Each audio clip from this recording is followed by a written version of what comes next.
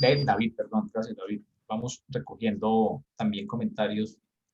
No, es que Jairo está tratando de entrar es al de Meet. Ya le he enviado 2 veces el Jairo. Discúlpeme un segundito, yo lo llamo y le explico porque si no, no vamos a lograr que entre. No, discúlpeme un segundito, voy a silenciarme.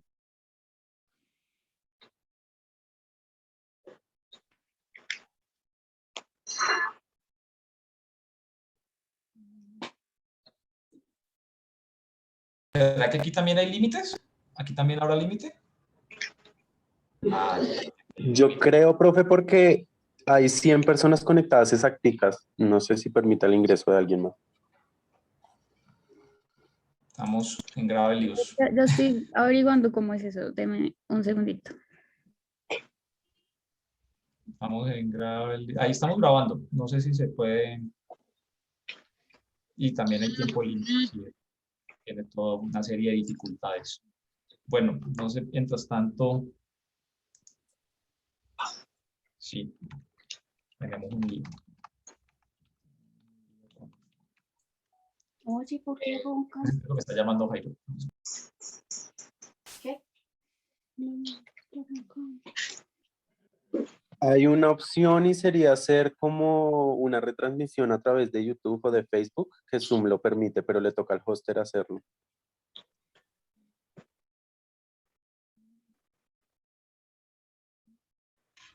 Igual supongo que tocaría como que alguien se sacrifique cuando lleguen los comentaristas, ¿no? No, pregunta. Esto luego Zoom no deja, no es máximo para mis integrantes. Pero con licencia. Esperen que creo que es que la Que son universidad cuentas nos dio- específicas las que tienen acceso a los 500 participantes. Sí, La solución nosotros- sería como retransmitir la llamada por Facebook Games o Espérenme que la universidad sí nos dio una licencia. Esperen, estoy acá metiéndome en la configuración a ver qué pasa.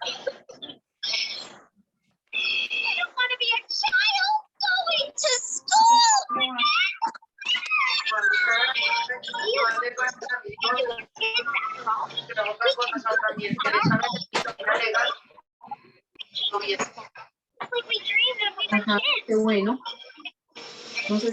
No se esperaba menos.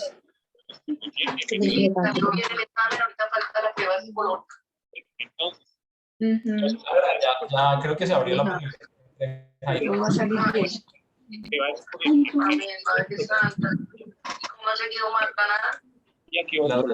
La sigue entubada.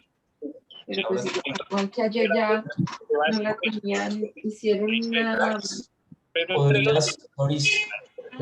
una videollamada para que, porque dicen que los pacientes están, sí, que las personas escuchan. Entonces, me acuerdo cuando yo estuve americanas, yo me escuché una variación de lo que era una. Por favor, quien sea que no esté participando dentro de la llamada, que apague el micrófono. Que apaguen el micrófono que no se creo. Bueno, yo no era para el día de cumpleaños. ¿Cuántas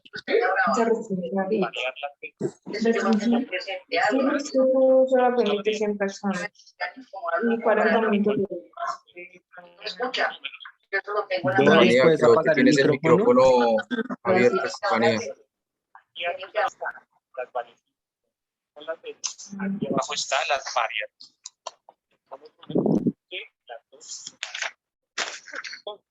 Tenemos que utilizar esta fórmula de variación por repetición 2 veces. Una para las y otra para las. Entonces, Ahora sí. voy a hacer la fórmula de las variaciones. Bueno, ya logramos que entrara. Ya logramos entrar a Jairo. Jairo, buenos días. Buenos días, Mario. Un placer estar aquí con todos ustedes. Buenos días a todos. Esperando que se Jairo, gracias por acompañarnos. Jairo es profesor de la Universidad del Norte, es doctor en economía. No recuerdo la universidad en Estados Unidos, Jairo, en la que te doctoraste. Universidad de Missouri, Kansas City. Bueno, Jairo, muchas gracias. Jairo, estamos hablando de la carta. Yo estaba presentando como algunos elementos que me parece interesante. No sé si tú nos quieras rápidamente, porque la idea es que sea una conversación, no tanto no una conferencia, sino una conversación de tú qué opinas, digamos, de esas propuestas de política económica desde el punto de vista fiscal, monetario, del buffer de empleo, de la industrialización del país. Entonces, si nos pudieras, por favor, como tratar de dar un resumen muy rápido, como en 5 minutos, que nos diera la motivación para seguir la discusión. Te agradecemos mucho, Jairo. Y pues te quedas para ayudarnos también a responder las preguntas y los comentarios. Bueno, gracias, Mario. Mira, esta es una propuesta que se viene manejando a nivel internacional, no solamente en Europa, en Inglaterra, en algunos países y en Estados Unidos, fundamentalmente ha nacido mucho desde la Universidad de Missouri en Kansas City, que es una universidad líder en pensamiento económico heterodoxo. Es más, varios de la Universidad Nacional se han ido allá a hacer su doctorado, precisamente porque cuando uno va a tomar esa decisión debe tener mucho cuidado dónde va a hacer el doctorado, porque de pronto termina estudiando lo que no le interesa. Y esta propuesta de una enseñanza pluralista de la economía lleva como 2 décadas. Eso empezó con la carta de los estudiantes de Kansas City cuando yo estaba allá estudiando el doctorado. Luego vino la carta de los estudiantes de Harvard y eso se extendió por todo el mundo. Y en esencia, esta carta lo que le hace ver al país y a los economistas, porque en la profesión tenemos ese problema, es de que hay una opción distinta de política macroeconómica. Generalmente lo que uno escucha en los medios y en la prensa es que, bueno, son medidas dolorosas que hay que tomar, pero es que no se puede hacer más nada, que el camino que se toma y que se viene tomando en Colombia desde hace 30 años, no tiene más opciones, y el que quiera ensayar otra cosa, pues ya es una locura, cae en lo de Venezuela, etc. Y resulta que esta es una visión totalmente distorsionada, está bien fundamentada, esta es una propuesta que está bien fundamentada, que mira la macroeconomía desde otra visión, y ahí es muy clave tener claro una teoría monetaria. Y un pilar de este enfoque ha sido la teoría monetaria, la teoría moderna del dinero, que ha nacido, tiene muchos antecedentes, pero nació con las propuestas del profesor Randall Reid, y hoy en día pues se han llevado un libro muy popular en Estados Unidos que se llama El mito del déficit fiscal. Está también el trabajo de Pavlina Tcherneva sobre la necesidad de una política de empleo, y realmente un elemento muy positivo que yo he observado aquí en Colombia es que ha aparecido el profesor Diego al frente en el liderazgo de esta propuesta. Y bueno, ustedes por la carta han podido ver cómo varias decenas de economistas que nos hemos ido moviendo en esa corriente han acogido esta propuesta. Entonces, lo interesante de la carta es que hay una opción distinta de política macroeconómica, que no tiene que ser la misma que aquí siempre se ha implantado en Colombia y que nace de una visión del dinero completamente diferente. Y yo diría que eso es fundamental. Jairo, tú nos puedes también, así como lo acabas de hacer muy rápidamente, explicarnos en qué consiste esas nuevas ideas, pues, digamos, no son tan nuevas tampoco, pero esas ideas de la teoría monetaria moderna, en qué consiste. O sea, estamos hablando inicialmente que, de todas formas, para atender las necesidades sociales y económicas del país, se necesitan recursos. ¿En qué consiste esa idea y de dónde se saldrían esos recursos? ¿Cómo se obtendrían? Correcto, Mario. Una de las cosas que uno oye frecuentemente es decir, es que no hay plata, es que no hay otra opción, tenemos que poner impuestos, esto no da para más. En la teoría monetaria moderna, y esto tiene largos antecedentes teóricos, es realmente entender que la moneda no es una cosa, no es el dinero cosa. La moneda esencialmente es deuda. la moneda esencialmente, si es fiduciaria de curso forzoso como la que tenemos hoy en día, entonces, y es emitida por el Estado, y como dice un viejo libro de un profesor inglés, el profesor Knapp, dice, el dinero es una criatura del Estado.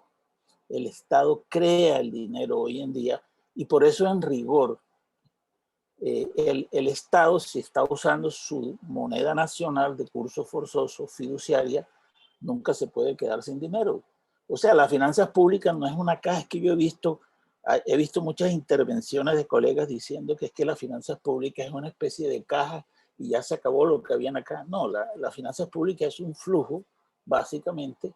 El gobierno no es que guarde en una caja los impuestos y ahí saque para los gastos, sino que es un flujo que se mueve articulando el Ministerio de Hacienda con el Banco de la República. Y la gente no sabe, porque la gente no conoce ese mecanismo, ni se divulga, es que el Ministerio de Hacienda, la Dirección Nacional de Crédito Público, tiene una cuenta en el Banco de la República. Entonces, lo normal en las operaciones del Banco de la República, en ese flujo de dinero que entra y sale, siempre el Banco de la República tiene que ir cubriendo lo que Hacienda gira. En otras palabras, el Banco de la República no puede declarar un cheque chimbo al Ministerio de Hacienda. Es el mismo Estado. Entonces, en ese sentido, si el dinero es el dinero nacional de curso forzoso es una criatura del Estado, entonces es una política que en aquellos países que tienen soberanía monetaria, como el caso de Estados Unidos, la Unión Europea, Australia, etcétera, esos son países los cuales el límite es el cielo para su gasto público en momentos de crisis. Y eso es algo que quedó muy claro de la teoría general de Keynes. Entonces, en ese sentido, eso es lo que está haciendo el gobierno norteamericano y están haciendo los gobiernos europeos y está haciendo Japón y está haciendo Australia y está haciendo Canadá.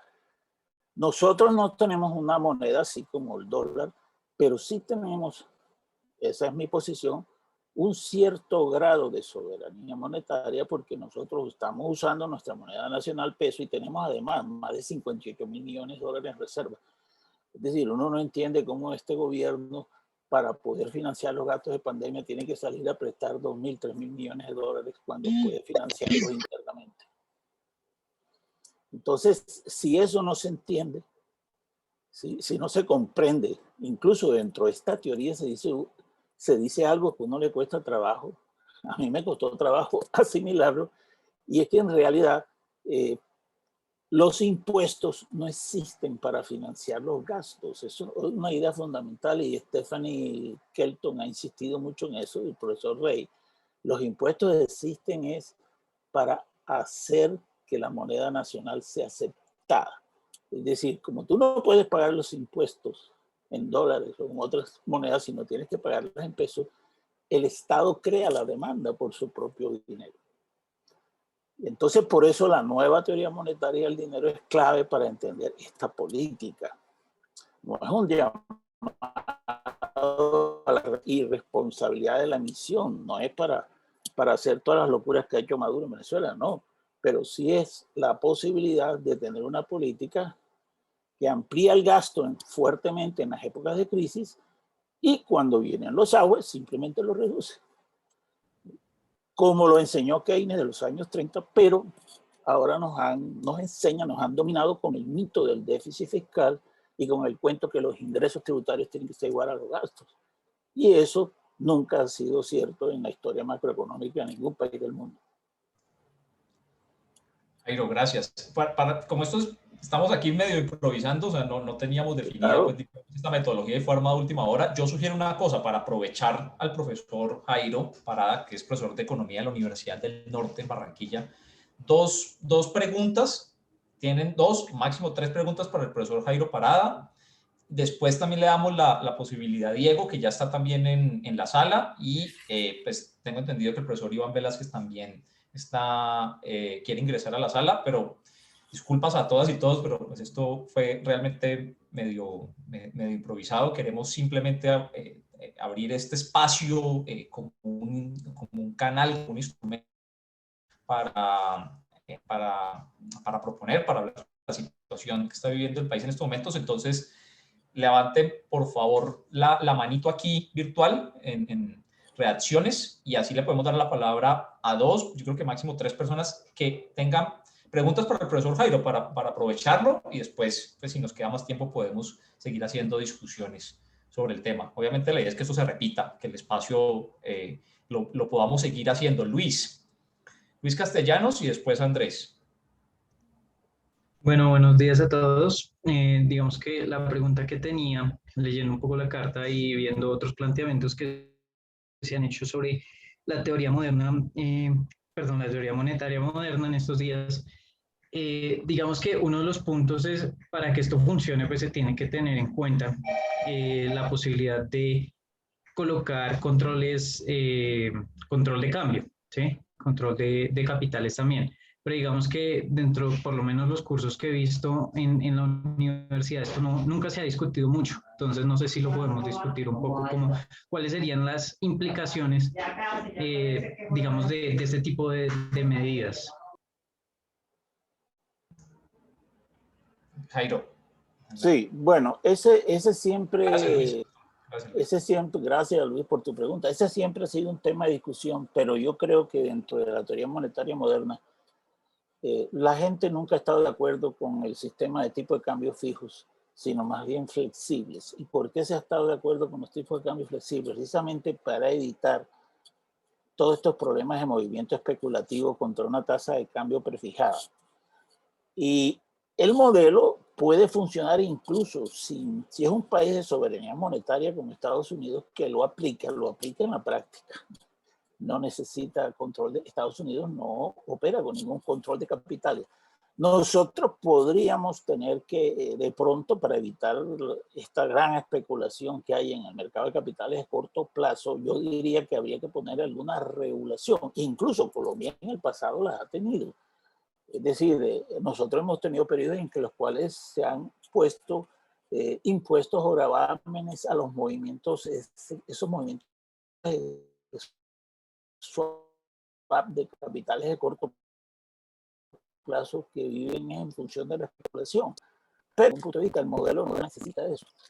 En ese sentido, yo creo que la idea central de esta política es que tú anclas la economía, no en la política está sin oficio, porque la inflación está en el piso, sino que anclamos la política macroeconómica en la tasa de desempleo.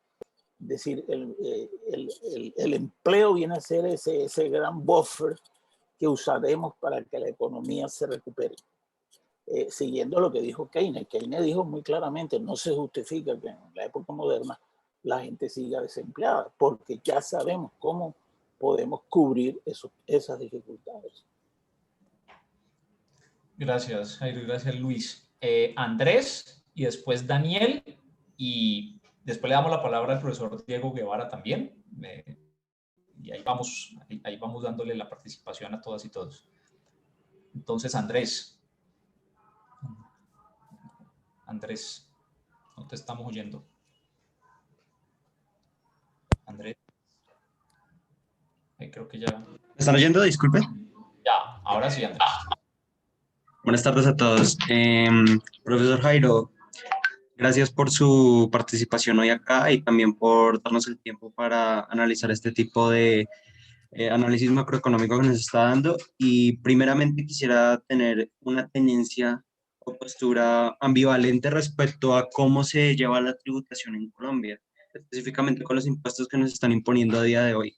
Quisiera saber principalmente por qué esa perspectiva dentro de que los impuestos no existen para financiar los gastos se ha llevado de manera negativa respecto al contexto actual colombiano, ya que nosotros dentro de la misma reforma da una esencia de cuidado, de proteccionismo económico dentro de los mismos impuestos. Entonces quisiera saber qué hizo mal el gobierno dentro de la misma reforma para que nosotros no tuviéramos esa influencia dentro de los impuestos a la clase media baja trabajadora que a día de hoy está haciendo el paro.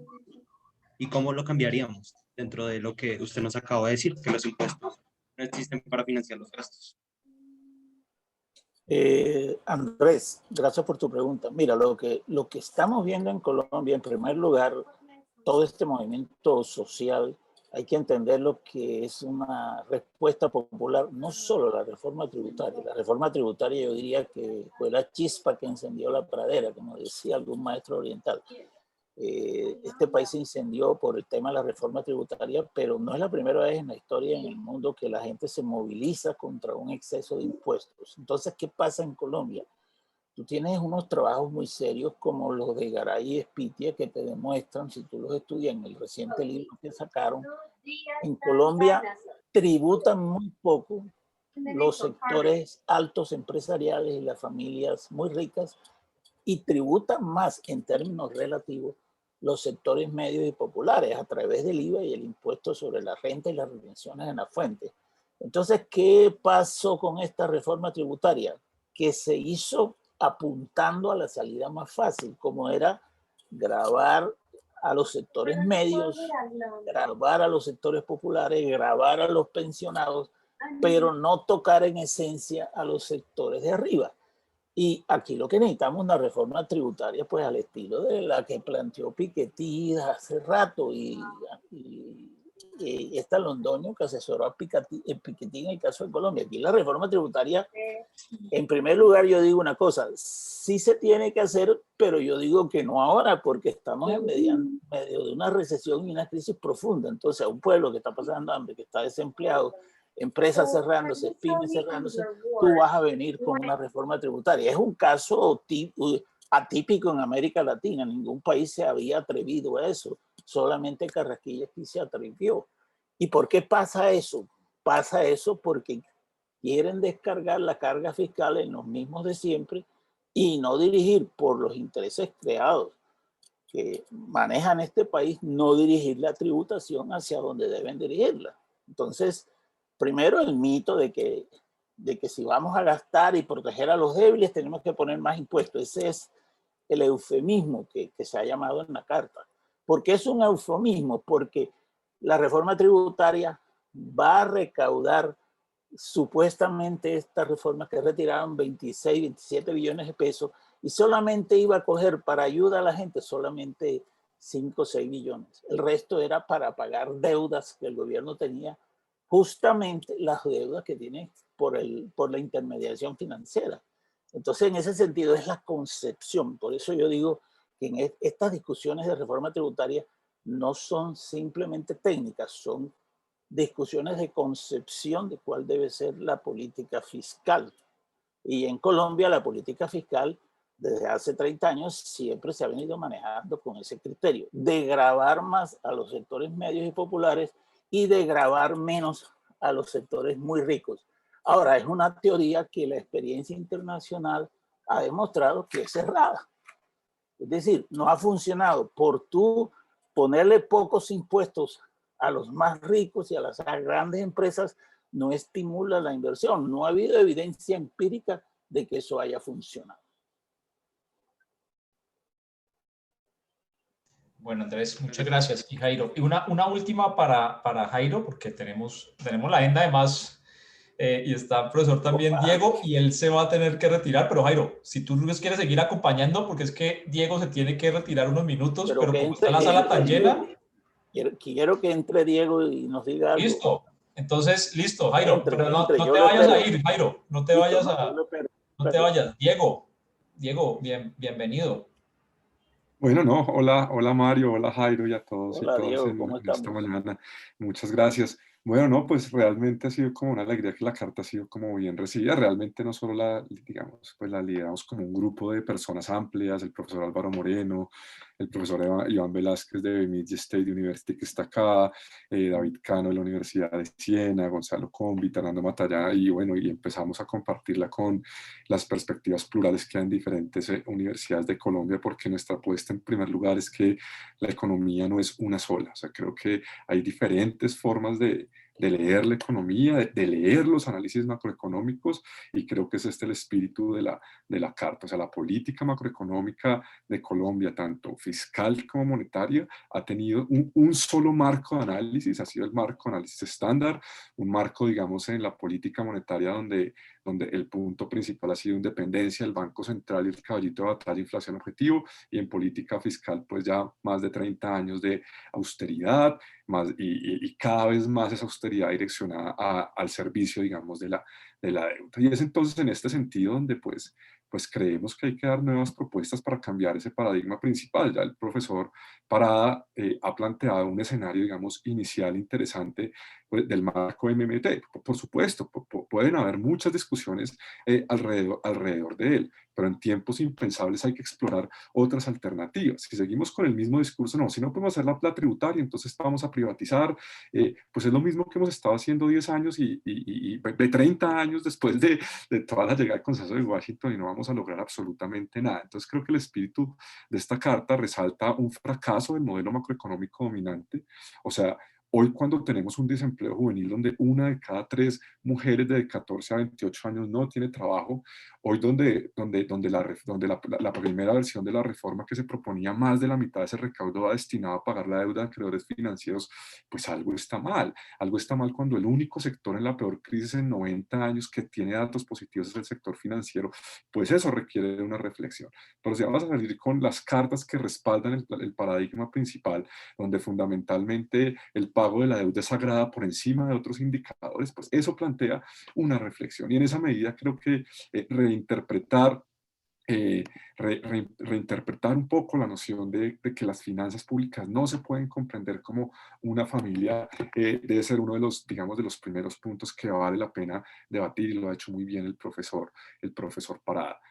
Una cosa es cuando usted está en déficit en una familia, y otra cosa es cuando usted está en déficit en un estado. Por supuesto, puede haber una parte de la deuda en dólares que es problemática, pero hay otra parte de la deuda en pesos, sobre todo la deuda local, que incluso si uno la mira en la perspectiva tradicional, cuando ve que los principales tenedores de deuda son fondos de pensión que están en los grandes grupos económicos y que son los que más presionan estas reformas para mantener su status quo, pues algo está mal, y creo que aparecen estas teorías como la teoría MMT que ya les presentó que ha mencionado el profesor Paraday, que es una perspectiva diferente del dinero. Porque es que el dinero va más allá de ser una noción de medio de cambio, depósito de valor, unidad de cuenta, como nosotros enseñamos en los cursos tradicionales de economía del libro de texto, sino que al final el dinero es deuda, el dinero es una criatura del Estado, y cuando decimos que el dinero es deuda, es porque usted no necesariamente necesita el ahorro a la inversión, sino más bien necesita el crédito primero para darle todo un impulso al circuito monetario. Y en esta perspectiva, entonces, la noción de impuestos debe ser pensada de otra manera. Los impuestos no son, los impuestos más bien son un resultado y una herramienta para medir el termómetro a diferentes elementos de la economía, no necesariamente para financiar el Estado en moneda propia. Claro, esto es una discusión. Allá tengo mi Twitter inundado de todos los libertarios, que vamos a hacer como Venezuela, como Argentina, que la carta es un suicidio, pero realmente lo que hay detrás de esto, ¿sí? O sea, MMT no quiere decir que usted emite, no, realmente no. Stephanie Kelton, y ahora Iván, que está acá, lo puede contar de una mejor manera, tiene una historia muy bonita. Dice, imagínese que usted es un papá en una casa, y usted a sus hijos les dice, ustedes van a hacer unas tareas de la casa, y los chinos son necios y no quieren hacer las tareas. Entonces él dice, bueno, entonces ustedes no hacen esas tareas, vamos a poner un jueguito. ¿Cuál es el jueguito? Pues que yo tengo unos papelitos, y como yo soy acá el que mande la casa, pues esos papelitos son dinero. Hay una idea que importante es que cualquiera puede crear dinero siempre y cuando tenga una validez social. Entonces el padre de familia dice, bueno, entonces cada vez que ustedes van a tener que trabajar porque me tienen que pagar a mí unos impuestos, y van a hacer esas tareas, y cuando ustedes hagan esas tareas, entonces yo les voy a pagar a ustedes con estos papelitos. Y esos papelitos no sirven para nada, simplemente para que los niños paguen impuestos y puedan seguir viviendo en la casa. ¿Sí? Entonces, al final esa concepción, digamos, del dinero transforma un poco la noción también de la noción de impuestos. Al final el dinero usted lo crea de la nada, lo dice David Graeber, el antropólogo. Realmente el dinero es deuda, el trueque puede ser un mito. Y en este sentido, entonces, claro, porque es que muchas de las demandas que están hoy en el corazón del paro, que creo que este es un punto, digamos, bien importante y bien vital, muchas de las demandas del paro es, bueno, ¿y cómo las vamos a financiar? Surge esa pregunta, ¿no? ¿Cómo vamos a financiar la renta? ¿Cómo vamos a financiar muchos de las demandas que piden las personas? Y básicamente la alternativa es no solo una reforma tributaria, pero realmente, y el gobierno trató de vender la reforma simplemente con la noción de que iba a financiar ingreso solidario, pero una gran parte de esos 25 billones que querían al comienzo era para pagar deuda. Y seguramente la nueva reforma tributaria sigue en esa línea, porque acá a nadie se le ocurre, ni siquiera la versión tradicional, o sea, ni siquiera con los MMT, a nadie se le ocurre ni siquiera, oiga, ¿y por qué no planteamos una renegociación al menos de la deuda con algunos acreedores? Es que usted está jodido, ¿qué hacen los bancos? Los llaman, señor Guevara, renegociemos la deuda, otro banco le compra la deuda. Pero acá nunca nadie ni siquiera nos dice eso, sino que el dogma principal es que hay que pagar la deuda por encima de todas las cosas, no importa que la desigualdad, no importa la pobreza. Entonces realmente pues hay que preguntarnos si la economía colombiana sigue trabajando para las finanzas. Y en esa perspectiva entonces es que pues hay muchos de los elementos de esta carta y muchos elementos de la movilización parten de eso, de un país con altos niveles de concentración de ingreso, de tierra, de riqueza, y la política macroeconómica mira para otro lado con los dogmas de estabilidad fiscal, estabilidad, digamos, monetaria, ¿no? En este sentido, creo que, bueno, no sé, si quieren le puedo dar la palabra a Iván y luego recogemos como unas preguntas para los dos. Yo todavía no tengo que ir, sino que es que ahora estoy como una cosa administrativa de la universidad, entonces estos son unas cosas ahí Diego, como bien de... te propongo una cosa, es que tenía levantada la mano, ya no me acuerdo Bueno, quién. sí, si hay dos preguntas Daniel, las podemos Daniel tomar. Ortiz, creo que era, no sé si Sí, Daniel o si hay dos preguntas las podemos una tomar. pregunta de Daniel y seguimos con Iván.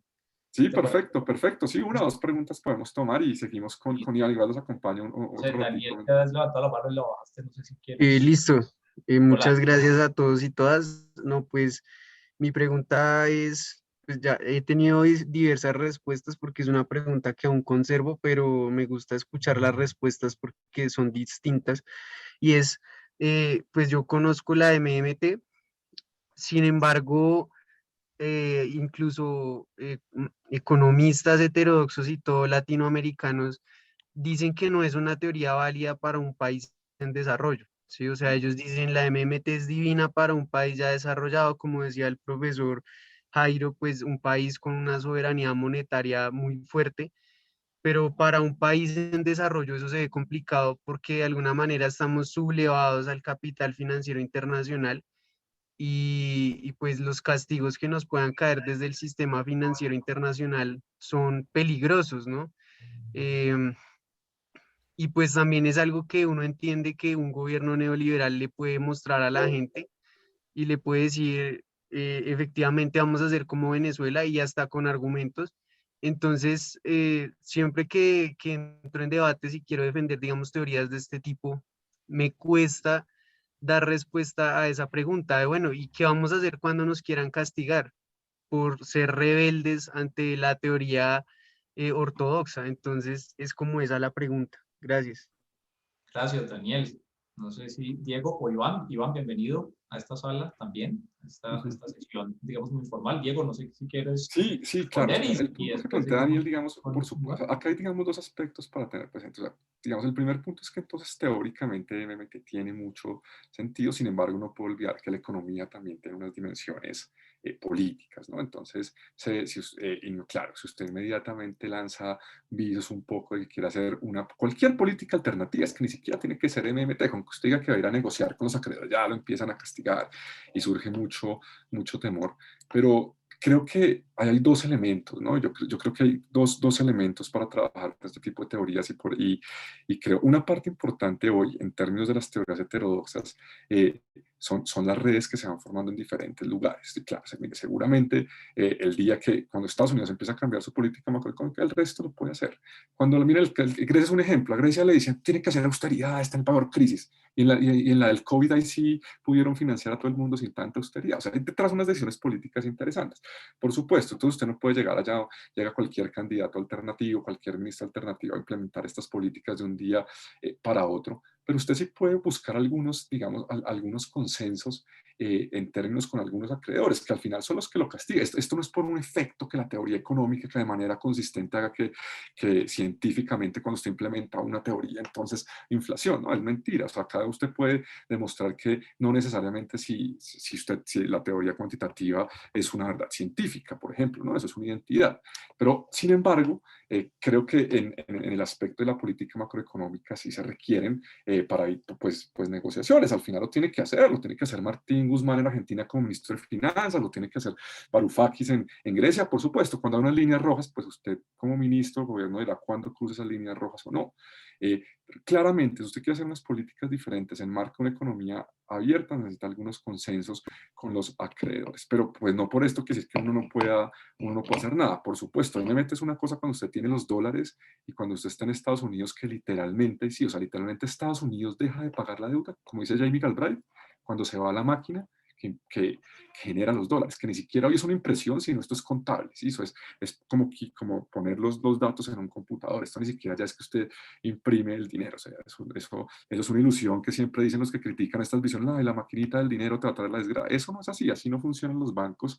Y ahora, bueno, ahora Iván creo que va a explicar. Entonces, pero creo que el punto que nos dice Daniel es cierto y requiere unos consensos, requiere negociar. O sea, cuando usted ve, acá dicen, uy, Argentina el gran drama. Yo no creo que Argentina por supuesto tiene inflación, pero no hace una inflación que genere unos éxodos y unos dramas terribles de argentinos por el mundo. Caso Venezuela es diferente, pero no necesariamente por una dimensión de emisión, sino también porque hay un bloqueo económico. Cuando usted le cierra la puerta de dólares y lo bloquea y lo bloquean, pues la inflación se convierte en un fenómeno también real. O sea, la inflación no solo es un fenómeno monetario, la inflación es un fenómeno también, digamos real. Entonces, creo que teóricamente hay muchos elementos para discutir. Por supuesto, una cosa es la teoría, otra la política. La tecnocracia de Hacienda, en su perspectiva tradicional, tiene una forma de defender la reforma, pero pues no tuvo el apoyo de los grandes. O sea, Vargas Lleras no lo apoyó, no era porque fregara a la clase media, sino porque los poquitos elementos medio progresivos de la reforma no les gustaban, de impuestos a patrimonios de 5.000 millones, y él y su abogado Santiago Pardo, el tributarista del poder, se la pasaron 3 semanas dando línea de que eso no les convenía. Y entonces realmente hay como también otras lecturas. Entonces al final la política también importa. Usted está en la heterodoxia o en la ortodoxia, eso es un mensaje importante, ¿no? Creo que con esto hay algunas luces, claro. Entonces uno siempre tiene que contraargumentar eso, ¿no? O sea, los países que han tratado de buscar negociaciones y elementos alternativos en la política macro requieren negociar. Hay un documental muy bonito de Argentina que se llama Hay vida después del FMI. Argentina hizo un default en 2002, 2003, y usted no tiene argentinos migrando por todo el mundo en pobreza, ¿no? O sea, porque también tenían unos elementos de industria consolidados. Entonces hay muchos elementos para ver con paciencia que vale la pena. Entonces, bueno, pero pues yo le doy un poco ahora como la palabra a Ivana, pues porque Sí, ya no está más la palabra. Diego, muchas gracias. Diego, muchas gracias por tus comentarios. No se vayan a ir, si se pueden quedar, no se vayan. Sí, no, yo me quedo un ratico ahorita. Listo. Yo quería, alrededor de lo último que dijo Diego, antes de darle la palabra a Iván, comentar que justamente uno de los mecanismos del FMI que ya está aprobado, se aprobó en la reunión del G20 y se aprobó en las reuniones de primavera del Fondo Monetario Internacional, es la emisión de derechos especiales de giro. Eso no es deuda, eso es una reserva, es un activo de reserva, y muchos gobiernos de América Latina han dicho, bueno, listo, sí, pero se emite ese dinero, eso va para reservas, no se puede usar en nada más que reservas. Yo tuve la posibilidad de preguntarle al Fondo Monetario Internacional si esto era así, y me respondieron, no, los países pueden hacer con eso lo que quieran. Después de que el FMI lo emiten, los países pueden usarlo en lo que quieran.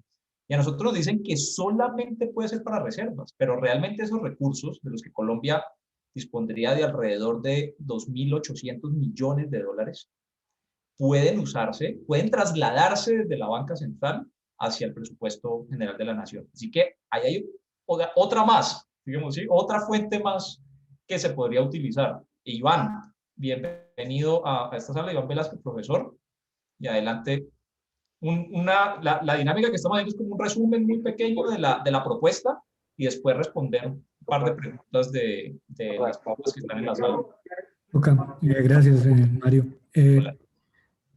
Primero, como para complementar lo que decía Diego a la respuesta de Daniel, es solo un punto que a veces como que queda ahí, es el MT es un marco de análisis. O sea, lo que dice el MT en general, la única parte que dice prescripción son, de vamos a implementar el Job Guarantee o algo así. Del resto es solo una descripción de cómo funciona el sistema financiero en un país. O sea, no está diciendo nada nuevo. O sea, eso es lo que pasa. Los impuestos no financian el gasto nacional y dependiendo de cómo tiene su estructura, si tiene muchas deudas en dólares o si tiene muchas deudas en pesos, va a tener un mayor o menor espacio fiscal. Entonces, lo que la propuesta planteaba era una respuesta a este llamado de que no hay alternativa de algunos economistas que fue hace como una semana, donde decían, mire, toca hacer esta reforma porque no hay alternativa. Al día siguiente la tumban y ellos no dicen nada. O sea, si hubiera sido, o sea, necesario, deberían estar peleando porque la volvieran a meter. Pero esto es una cuestión política. Hay unas cuestiones políticas detrás de esto. Los impuestos son políticos. O sea, los impuestos tienen ante todo un mensaje político. ¿Por qué se grababa más a la clase media que a la clase al 1%? Porque hay una cuestión política ahí. ¿Quiénes hacen las decisiones? ¿Quiénes hacen el lobby? Y eso son cosas que no se discuten. Y ahora lo que decía Diego también, cuando uno presenta estas cosas, digamos que causa mucho ruido en la economía ortodoxa, lo que llamó el profesor Álvaro Moreno, los economistas de la séptima, porque es que ni siquiera son buenos ortodoxos. Son economistas que solo siguen textos de manual y no salen de ahí. El análisis es supremamente corto. Y uno ve, por ejemplo, ayer yo veía al presidente del Banco de Chicago diciendo, mire, ahorita con este plan de Biden no hay problema de inflación, es que pues, la situación está gravísima, o sea, las expectativas de inflación son pocas. ¿Por qué? Porque estamos en una economía diezmada. Entonces, todo esto es una respuesta de, mire, hay otras opciones que podemos mirar, hay otras teorías. Muchos la califican como una propuesta del MNT, pero eso no es solamente, o sea, hay propuestas desde la Escuela de Berlín, hay propuestas desde los estructuralistas en Brasil. Eso no es no es solo el MNT. El MNT solo les está diciendo, mire, esto es cómo funciona el Banco Central y esto es cómo funcionan los impuestos. No están diciendo nada más. Pero no, siempre se nos dice, no hay alternativa. Si ustedes quieren mejor educación, tenemos que poner más impuestos. Si ustedes quieren salud, queremos que poner más impuestos. O podemos hacer algo mejor, que es privatizar, que el mercado va a ofrecer las cosas de una mejor forma. Y no, eso es solo una visión reducidísima de lo que se puede hacer. Y esa es la discusión. Es centrar esas discusiones. A mí me sorprende, en verdad, en Colombia, cómo economistas con doctorado les cuesta entender que el dinero que el dinero es deuda. O sea, como que les explota la cabeza de entrar a entender eso. Y yo creo que es en estos espacios con los estudiantes y con los que están empezando a estudiar, a que abran sus perspectivas. El análisis que presentamos ahí está muy cercano a lo que plantea el profesor Lorente en su libro.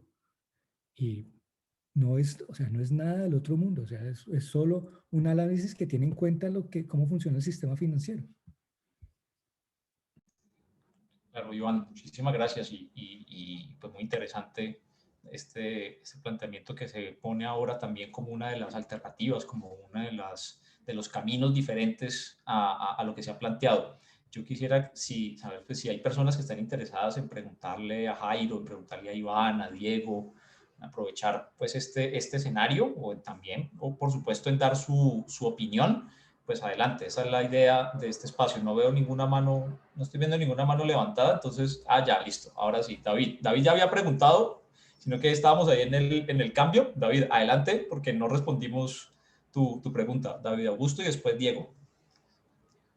Buenas tardes, pues yo no soy de la Facultad de Economía, entonces no sé mucho del tema, pero pues igual me parece interesante cómo saber estas cosas y yo quería preguntar si podría existir la posibilidad de que un Estado se autofinancie, que tenga empresas, que las empresas generen, no sé, deuda, pues es lo que entendí, dinero, bueno, y que a partir de ahí un Estado se pueda autofinanciar para que no tengan que todo el tiempo estar aumentando sus impuestos y en vez de estar privatizando, busquen es fortalecer las empresas que ya tienen, o si eso no es viable.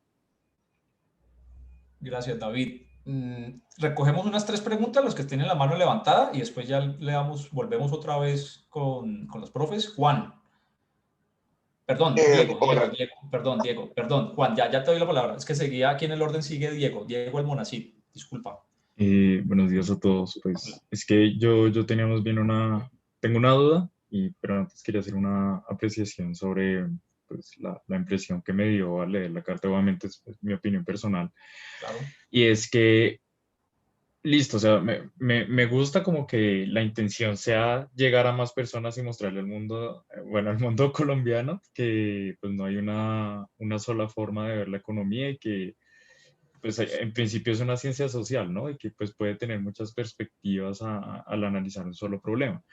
Pero al momento en el que se empieza a redactar la carta, incluso digamos a mí que ya estoy familiarizado con varios de los conceptos, digamos, no es como tan intuitivo y a veces uno tiene que releer varios párrafos. Entonces, puede que la intención sea buena, pero pues la verdad dudo mucho que sea para todos los demás y que sea para el colombiano común y que el colombiano común sea el que esté informado para después empezar a decir, oiga, ortodoxo o semi-ortodoxo, pseudo-ortodoxo, según su visión, hay otra forma de hacer la cosa, ¿sí? Porque no lo van a entender y si no lo entiende, pues no lo van a comunicar y mucho menos entre ellos, que pues esa sería la idea, ¿no?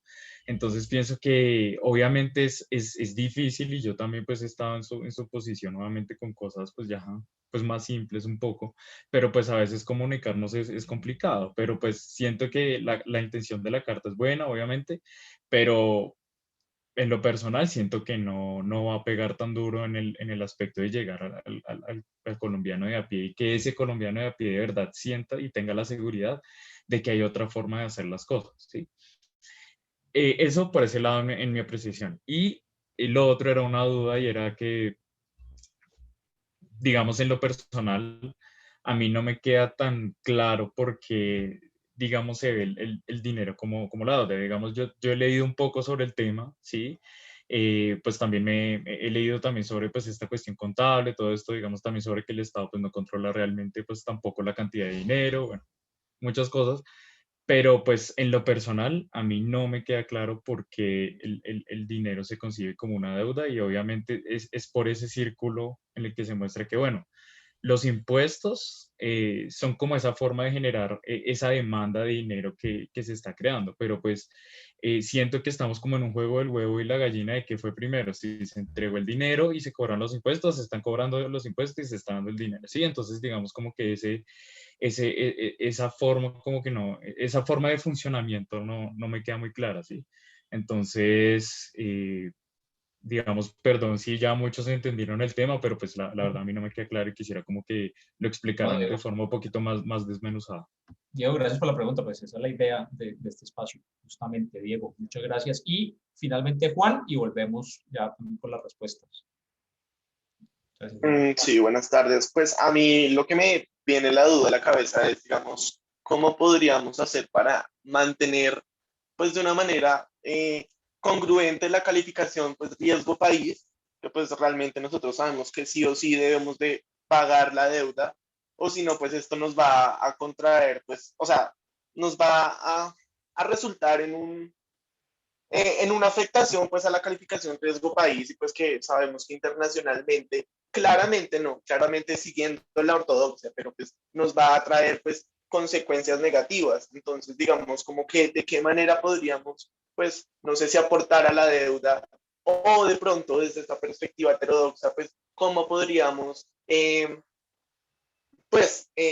digamos, no vernos afectados, así como pues comentaban ahorita que, por ejemplo, existe pues el caso de Argentina, que pues no sé, pues ahí vive y que pues de hecho si nos ponemos a comparar tiene una tasa de cambio en este momento mejor que la del peso, entonces pues sí me genera como esa duda, como digamos, cómo hacer con ese tema. Listo, Juan, muchas gracias. Una última, si nos queda tiempo volvemos, pero quiero darle la oportunidad también a Marian Camila. Adelante. Buenos días a todos. Yo tenía una duda como muy puntual que me quedó sonando de algo que dijo el profesor Guevara y me gustaría saber. Marian, no te estamos oyendo. Te escuchamos hasta Guevara. Marian, ¿estás por ahí? Marian. Hola. No, Marian. Disculpa, si quieres, ahorita te damos otra vez la oportunidad, pero no te estamos escuchando. Entonces, Juan Felipe. Juan Felipe, ya ahorita te volvemos a dar la palabra, Marian. Juan Felipe, adelante.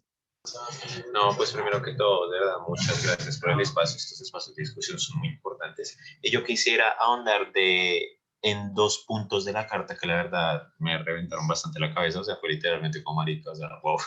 Y es el primero, el tema de los márgenes de intermediación bancaria. Y es que nosotros sabemos que en nuestro país, pues el banco, por así decirlo, tiene un problema respecto a otros países, es que muchas veces estos márgenes resultan siendo hasta cierto punto contraproducentes para los ahorradores. Así que, por ejemplo, ¿cómo cambiar estos márgenes o cómo tratar estos márgenes para poder hacer un cambio en la política? Y eso primero, qué pena, y lo segundo es respecto a los temas de género, y quisiera que se ahondara un poco ahí, y es cómo se podrían tomar y concebir los temas de género a partir de la política macroeconómica. Porque aunque es un tema muy importante actualmente, uno usualmente creo que tiene el sesgo de considerarlos como dos temas aparte. Así que, ¿cómo se puede concebir el género en la política macroeconómica? Súper, Juan. Muchas gracias, Juan Felipe. No sé cómo quieran ustedes, no sé si Jairo quiere responder unas, después Diego y después Iván, ¿les parece? Les propongo eso, Jairo, ¿quieres? Sí, listo. No tienes que responderlas todas, si quieres, escoge cuáles respondes y después Diego y Iván responden. Yo comentaría sobre el tema de las empresas estatales, ¿no? Este enfoque no está diciendo por ningún lado que tenga que estatizarse la economía, ni mucho menos. Está simplemente planteando una política macro diferente que use como ancla de la política macro la tasa de desempleo, que es lo crucial, no en sí la tasa de inflación, que esto es lo que hace el Banco de la República. En realidad, la visión que tenemos del Banco Central no es la entidad que lucha para bajar la tasa de inflación, sino que eso incluso no es ni real, porque en la política monetaria del Banco de la República, cuando tú fijas la política con base en la tasa de inflación, tienes el problema de la tasa de cambio. Entonces, la visión que se tiene aquí del Banco Central es la de proveer la liquidez para que la economía pueda llegar al pleno empleo. Eso debe ser fundamental.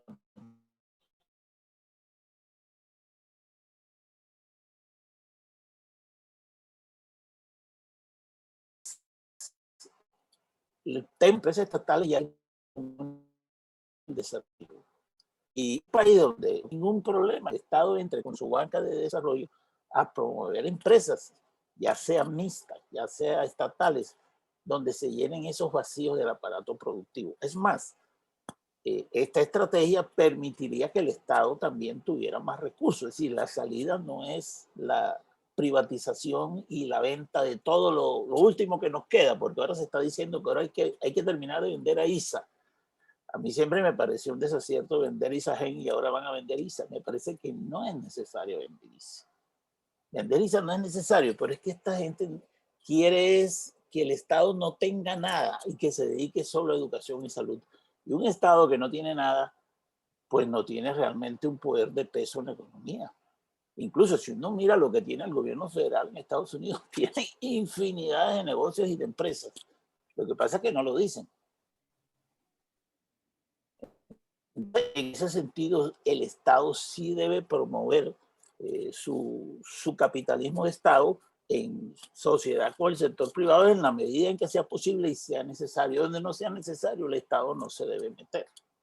Ahora, sí estoy de acuerdo con lo que dice Iván. Esta es una propuesta que exige un apoyo político, una comprensión de la gente. Y ese es un trabajo ya de las organizaciones políticas. La carta tenía que tocar estos aspectos técnicos porque es una carta que está dirigida sobre todo a los profesionales que se mueven en este esquema.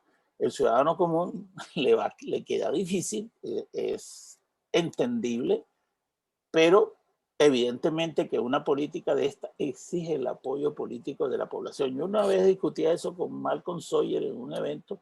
Él es un inglés que tiene sus reticencias con esta política, y él me decía algo muy cierto: hombre, la política se puede aplicar siempre que haya un apoyo y una confianza de los ciudadanos. Si no la hay, es difícil, y eso es verdad.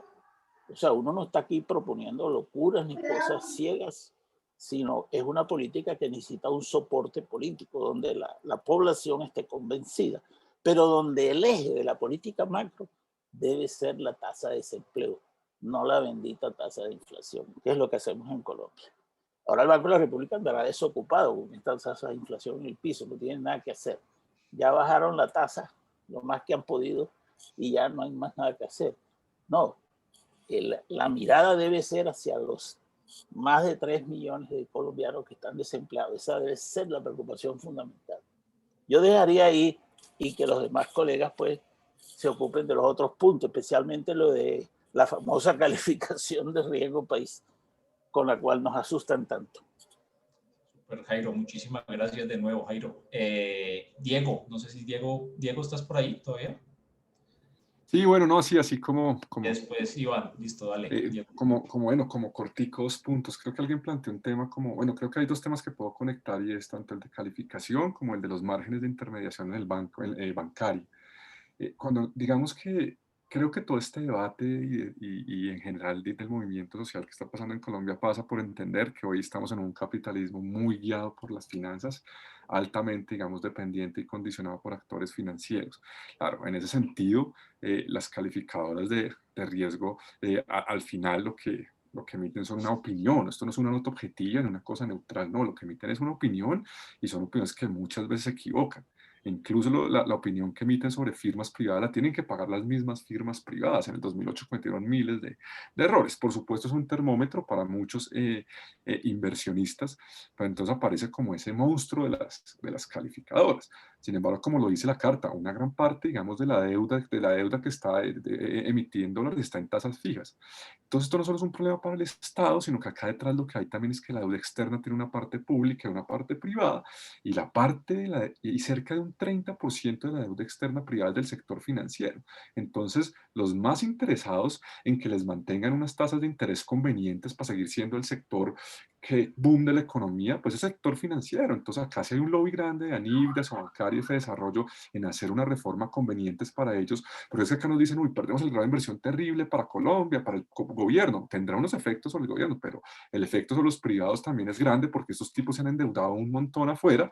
Entonces ellos también son los más interesados. Ellos los bancos colombianos han aplicado lo que se llama el carry trade, y es que usted se endeuda fuera barato y viene aquí y presta más caro. Tiene un montón de mecanismos. O sea, si hay uno de los elementos importantes hoy es que incluso el mismo sistema financiero está endeudado. Entonces creo que esto hay que verlo con lupa, porque ese grado de inversión también pues para muchos es conveniente. Lo que yo decía hace unos días en un artículo del periódico, lo que para algunos, los déficits que para algunos son, que parecieran ser inconvenientes, tienen también una dimensión que no es neutral, ¿sí? O sea, lo que es inconveniente para los financieros posiblemente puede ser conveniente para los intereses del país, de los empresarios locales, de los programas sociales, y eso es un punto bien importante. Entonces, pues a veces puede haber vida también después de las calificadoras. Incluso lo dicen los mismos técnicos de Hacienda, dicen, bueno, si se pierde el grado de calificación, solamente sube el costo del endeudamiento, pero tampoco es el apocalipsis. Eso creo que eso también hay que, digamos, hay que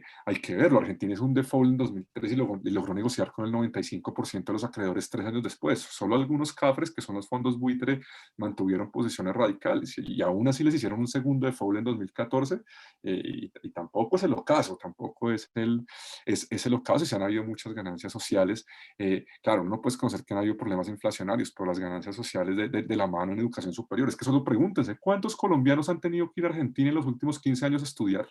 Eso es una pregunta que vale la pena hacerse. O sea, ¿cuánta gente que acá no tiene chance ha tenido que ir allá? Entonces hay unas conquistas sociales donde la inflación no es todo. Y pasa la mano entonces por esos mismos derechos de los acreedores financieros, donde lo que se ha dado es una prioridad brutal, brutal, brutal, a unos altos márgenes de intermediación. O sea, un margen de intermediación es la diferencia entre lo que usted capta el dinero en lo que se coloca la tasa de interés, la tasa de captación y la tasa de colocación. O sea, acá un crédito hipotecario en Colombia, aún a pesar de que se han bajado las tasas y todo, una tasa de interés alrededor del 8% es sumamente alta. O sea, acá cuando ven los economistas de Europa y dicen, oiga, con una persona cómo paga un crédito hipotecario con tasas de entre 8 y el 10% a 30 años, eso es una cosa absurda. Los créditos hipotecarios de los países medianamente decentes pueden ser del 2 o el 3%. Entonces, acá sí realmente hay una ganancia del sector financiero y ese margen es muy amplio. Bancaria lo defiende porque dicen que toman muchos riesgos y demás, pero eso es un punto que hay que cuestionarse, sobre todo cuando los datos macroeconómicos dicen que en la peor crisis en 90 años es el único sector que crece en el país. Yo dejo ahí con eso la reflexión para el espacio Iván, que se tiene que ir a la uni. Bueno, yo también. Entonces, gracias, Mario, por invitarme por este espacio. No, súper, gracias a vos, Diego. Muchísimas gracias por haber participado en esta sesión. Vamos a seguir repitiendo estos espacios. Yo, con mi clase pues, de Economía Colombiana, vamos a hacer para esto. Entonces, el martes, lo mejoramos. Vamos a tener una plataforma mejor y todo. Entonces, pues también están invitados el próximo martes a las 11 de la mañana. Iván, adelante. Gracias, Mario. Y ya también me tengo que retirarme a la 1. Digamos que respondiendo a la pregunta de la política fiscal, el tema de género, creo que sí, es importantísimo ese tema. Nosotros tratamos de implementarlo y hay políticas que ayudan a que las mujeres se les reconozca el trabajo. Ya eso va el tema del trabajo garantizado. El trabajo garantizado lo que te está proponiendo es que, y es una cosa que se hizo en Argentina precisamente en el 2002, 2003, en la crisis, después del corralito, un economista ya implementó, que era ministro de Hacienda, implementó el programa de trabajos garantizados y se enfocó sobre todo en el trabajo garantizado para mujeres cabezas de hogar, que son las que eran más golpeadas. ¿Por qué? Porque era mujer, ser madre soltera era un complique o es un complique y no tenían acceso a trabajos, primero porque formación, otra por cuestiones de tener que... Entonces se armaron estos programas que le permitieron un empoderamiento a las mujeres. Y hacia eso va la política del trabajo garantizado. Es una cuestión que está relacionada en mirar qué es lo que quiere la población. Esto es lo que estas políticas lo que buscan sobre todo es ser políticas que van desde la comunidad hacia arriba. O sea, no es que acá en el centro de Bogotá se decida qué es lo que tienen que hacer en las comunidades, yo no sé, en Apartado, en La Guajira. Gente que no conoce cuáles son las necesidades y lo que ellos necesitan, porque también hay una cuestión cultural y hay cuestiones, o sea, necesitamos trabajar con otras disciplinas. Eso yo ayer lo decía. O sea, si uno ve la reforma tributaria, sí, que es muy técnica y todo el cuento, pero solo economistas y solo todos de una misma formación. O sea, no hay discusión, no hay otras perspectivas, no hay abogados tributarios que tengan otra formación. Uno puede encontrar acá en Estados Unidos abogados que trabajan los temas financieros que van por líneas contrarias a lo que uno ve en Colombia. Porque ahí dicen, mira, es que el dinero es deuda y lo presentan y muestran evidencia desde la Constitución. Entonces, eso es lo que uno podría decir que la política trabaja ahí. O sea, digamos que lo que plantea la carta es solo posibilidades. Hay un montón de cosas que no se discutieron ahí. La cuestión ambiental, retomando lo que decía Diego, hay un montón de déficits que no son financieros, pero que también importan. O sea, ¿por qué la parte privada, hogares y firmas muy pequeñas en Colombia están en déficit? Porque el gobierno ha implementado políticas de austeridad. Y si el gobierno empieza a reducir lo que va a ser el ingreso para el resto de la sociedad, pues van a generar un déficit para las personas. Y ese déficit es importantísimo. El déficit en educación. el déficit de salud que se vio ahora, se reveló con la pandemia. O sea, no hay forma de atender todos estos casos que han salido porque no hay infraestructura. Y hay una educación, o sea, es tenaz que las personas tengan que incurrir en créditos para ir a estudiar en universidades privadas porque no alcanzan a ingresar a las universidades públicas. Entonces, todos esos déficits son importantes y no los toman en cuenta. O sea, lo único que dicen es, si queremos reducir esos déficits, toca poner más impuestos, pero entonces los impuestos que van a poner, o los que proponían en esta reforma, la mayoría eran regresivos, como el IVA. O sea, y dicen, no, pero es que hay una devolución y todo el cuento. La devolución no alcanzaba a todas las personas y no es como acá en Estados Unidos que el IRS tiene las cuentas de todas las personas. O sea, a mí me llega la devolución de los impuestos a mi cuenta. E incluso los homeless podían acceder a los últimos recursos solamente con presentar una identificación. Eso es una cosa que en Colombia es impensable porque son cosas que no se han discutido. En la reforma tributaria no se discutía una cuestión estructural que es cómo reestructuramos la DIAN, porque esa cosa no está trabajando lo mejor que se puede. Y esas discusiones no se dan, o sea, solo se dan a lo más fácil, que es subir impuestos, bajar los impuestos a las firmas, decir que la clase media es después de 2 millones. Todas estas cosas son políticas, en mi opinión, son plenamente políticas. La definición de la clase media es, en Colombia a mí no me queda claro que uno pueda hablar de clase media. Hay clase trabajadora endeudada y gente con capital, pero clase media es una persona que incluso sin trabajo pueda sostenerse por sí misma sin entrar en deuda. Y eso es difícil encontrarlo en Colombia. Entonces, hay un montón de cosas que debemos mirar y todo eso parte, podemos abordarlo si empezamos a desmontar estos mitos. El mito de que los impuestos financian el gasto nacional es el primero que hay que desmontar.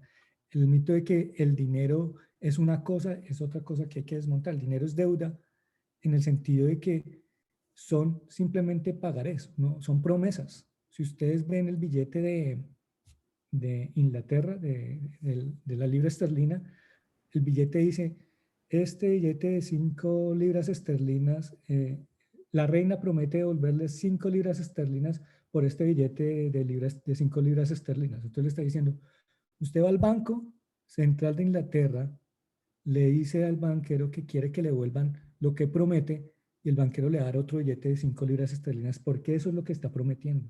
Por eso es que en los billetes de Colombia ya no dice 100 pesos oro, porque es que ya no están prometiendo pagar nada. Entonces, ya pasamos esas épocas. Acá en Estados Unidos dice simplemente, el billete de $1 dice, este billete sirve para pagar deudas privadas y públicas. Y ya, eso es una deuda y permite pagar otras deudas.